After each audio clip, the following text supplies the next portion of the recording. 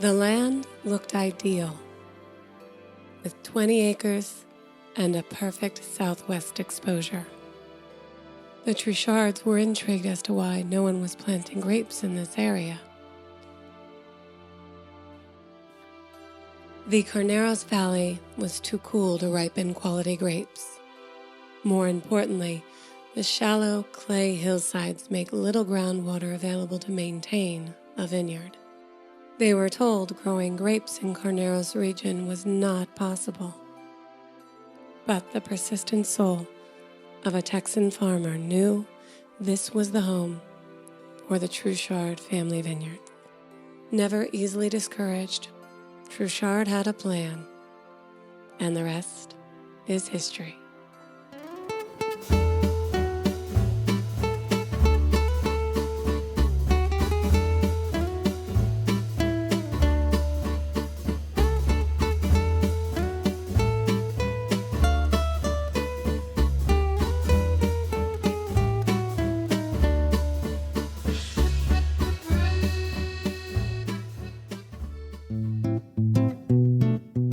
Jean-Marie Truchard immigrated from a small town outside of Lyon, France, with his brother, Father Anthony Marie Truchard, who was a Catholic priest. Together, they established a vineyard and winery on a 500-acre plot of land in southeast Texas. The Truchard winery that was founded just outside of Houston did not survive Prohibition or the Texas heat. However, the old barn that housed it still stands today. Jean-Marie's grandson, Tony, eventually inherited his love of farming and that pioneering spirit. Okay, we met in my little hometown of LaGrange, Texas. And in case you don't know LaGrange, that's where the movie, The Best Little Whorehouse in Texas, was filmed. I was teaching in Austin, and I had come to my hometown to visit my parents. They loved to dance, so they had gone to this dance, and they asked if I wanted to go along. And I said, yes, I love to dance too. Tony had spent the summer, we did not know each other yet, he had spent the summer trying to sell cookware to ladies in Texas, door to door. So he was not having a good week in Houston. He said the girls were too smart and they wouldn't even answer the doors. So he came home, and his brother was coming to LaGrange to a dance. And he said, Tony, why don't you come with me? So Tony did, and I was actually dancing with my cousin, and Tony tapped my cousin on the shoulder and said, can I dance with her? And so we started dancing and danced the rest of the night. And then he told me his story that he was getting ready to start medical school the next day in Dallas. And so he went home and I went home, and we dated every weekend after that and got married the next summer. I guess it was just love, and that's how it started. I grew up, I say in the city, but it was just a town. No, and I did not. And I would always say, I am not going to stay in this little town and marry a farmer. I'm going to go to the university and marry somebody that is not a farmer. The irony is, here we are farming, but it's very nice farming, very different than corn and cotton, which is what we had in Texas. Started looking at property, and the first property we saw was on Skellinger Lane area. It was 8 acres for $4,000 an acre, and I said, gosh, we bought property out in Texas for $400 an acre. This is out of my budget, and so that was our first venture into the Napa Valley. This was in '72, and Napa was nothing like it is today. Napa was a little blue-collar town. Everything closed up very early. I don't even know that we saw a downtown. We just kind of came through Napa, and there weren't that many grapes. I mean, it was very different, and we didn't even get very far. I think we got as far as Yountville, and then he said, I'm going to come back next weekend and find a realtor, and I want to buy some land and plant a vineyard, and then we'll go back to Texas. Here we are many years later, and we're still in Napa. But I'm not complaining. It's a great place to live. Growing up here on the farm, both my brother and I worked pretty much every day after school in the summer, or well, after school, and in the summer months almost all day long. So we definitely had to put our work in before having any fun. We're living in Reno, and the children are in school, and we had 6 children in 10 years, so they were pretty close together in ages. For both my brother and I, there's always been a connection with the property because, we spent so much time out on it as kids and, both playing and working that I knew I'd eventually come back. I came back probably a little sooner than I anticipated. 15, 16 years ago, my parents needed a little bit of help more on the sales and marketing side as, my father's the competent farmer. He loves being out in the vineyards, but he didn't want to go around the country and the world, telling the story and selling the wines. And so that's really why I came back, is to help them out. You don't always like to be just working for the winemakers. You want to, do something yourself. And we had been successful selling grapes, and the quality was good, and so that was our dream, kind of all along. And with a French name, we said Chateau Truchard would be a nice name to start a winery. And then as time went on, that was not Napa Valley. Chateau was not Napa Valley, so we just stayed with Truchard Vineyards.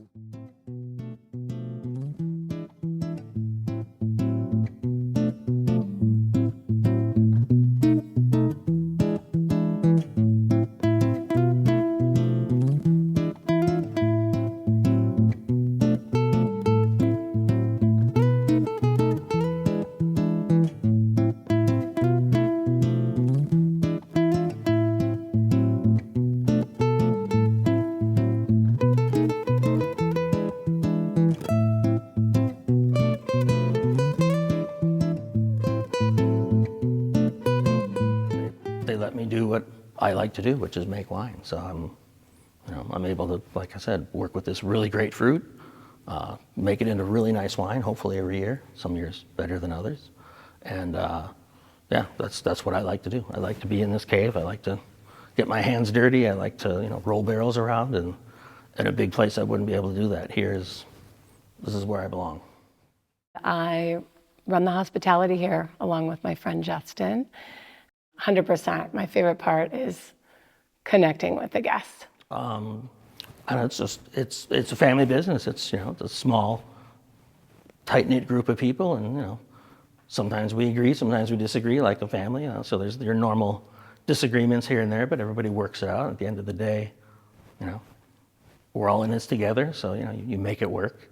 Obviously, I deal with Tony and Joanne probably more than anybody because they're the people who hired me. They're my official bosses. Anthony Truchard, their son, works here as well. I deal with him, he's great. Truchard is so magical because you go back in time when you come here. You drive up a family driveway, you're greeted by myself or Justin, and there aren't very many places here in Napa Valley that are like that anymore. You park in front of their family home where they still live, and you enjoy the tasting in their backyard. The goal is people show up here and they leave feeling like family.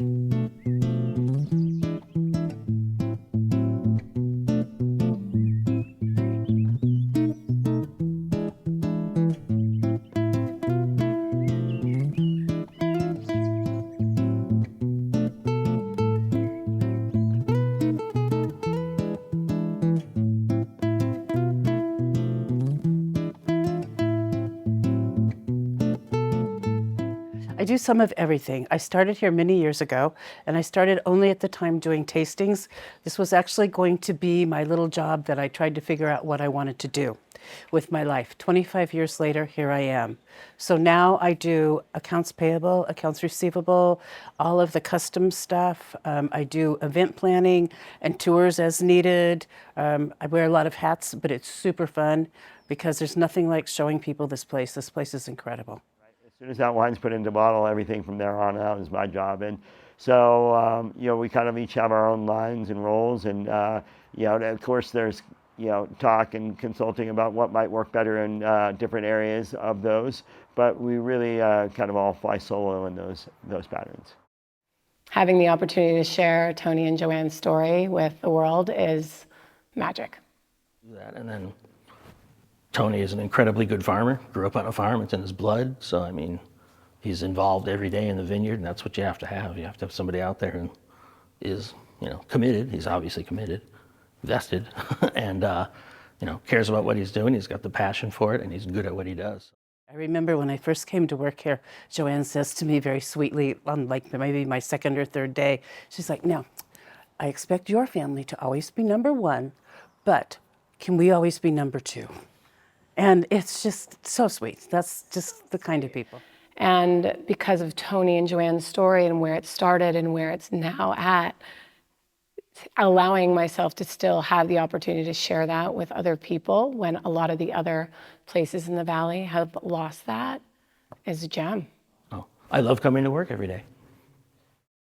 I think about it every day when I wake up. I'm like, I do what I do because it's a job and it's part of the family and I'm proud of what I do, but I also do it because I want the winery and the vineyards to be there for my children and hopefully generations beyond that. All the Truchard children were married on the property, yes. Well, I take that back. One of the oldest daughter was actually married in the Catholic Church because they wanted to get married in the cave, but it wasn't finished yet because we had a really wet winter.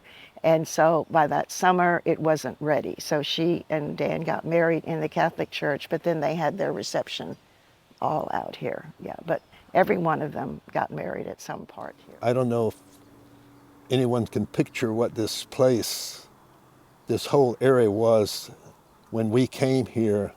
It was a most rundown, abandoned little farms, and to turn it into something like this, I think is magic. I was the one writing the checks. He was the dreamer. I was the practical, I guess is the word. And I will have to say, knock on wood, that it always worked.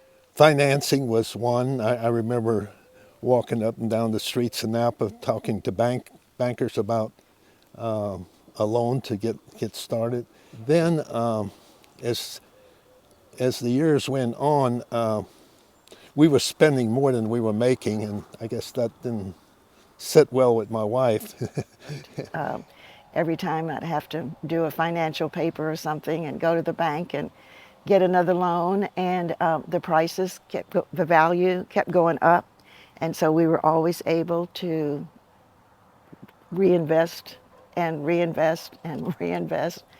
And it wasn't until we moved here full time that Tony bought a practice here, and I ran that, and then we started the wineries. Those were difficult times, but I guess one thing, I was never really scared of debt. A lot of people get really scared of getting in debt, and that's one thing. I guess I was crazy. People thought I was crazy because I would take on more obligation than I could support at that time, but I was confident that with my practice in medicine and so forth, that I could eventually handle it. Well, first and foremost, it's Tony and Joanne. They're the ones who found this place. Crazy hard workers, and they just lucked, and they'll admit it, although luck is a big part of it. They found this property and were lucky enough to purchase pieces and pieces over time, and this piece of property just turns out to be phenomenal. Just beautiful, mosaic of different types of soil, microclimates people will call them, so a perfect opportunity to plant a lot of different grapes that normally in Carneros here you cannot do. Most people just plant Chardonnay, Pinot, Cabernet. Now Chardonnay, Pinot, maybe Merlot, maybe a Syrah, and then we take it that much further with all these other ones, and that's the vineyard, that's the magic. Truchard is special in that family essence is intact in every avenue of what they do. Sal, our winemaker, has been here for 26 years, along with Linda, our office manager. We're a small team. There's 8 of us in the front of the house, including our 15 vineyard guys. And to be in 2023, where you have this very small team and everyone is willing to wear multiple hats to keep the vision and passion alive, is special. I mean, you have no choice but feeling like a piece of something bigger. You're not just in a box somewhere where someone doesn't need you.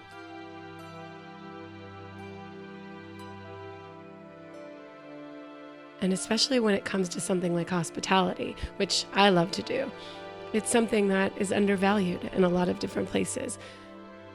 Sometimes they think you can be easily swapped out, but Tony, Joanne, and Anthony have a way of valuing what we all do.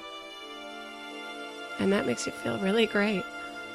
It allows you to do your job and do it with pride.